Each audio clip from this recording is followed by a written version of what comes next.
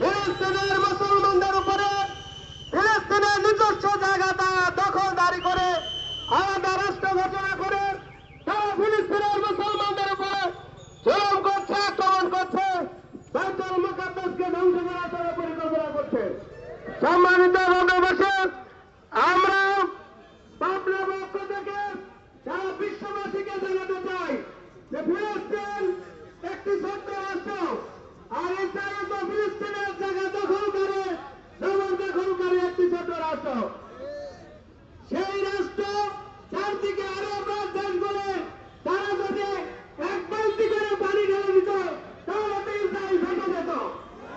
কিন্তু সেখানে আরব দেশগুলোর মধ্যে আজকে ধিক্কার জানাচ্ছে। তা কেন আমেরিকার বিরুদ্ধে ইসরায়েলের বিরুদ্ধে গিয়ে ফিলিস্তিনের মুসলমানদের পক্ষে এখনো পর্যন্ত জাগ্রত হচ্ছে না? তা কেন এখনো পর্যন্ত ফিলিস্তিনের মুসলমানদের পাশে দাঁড়াচ্ছে না?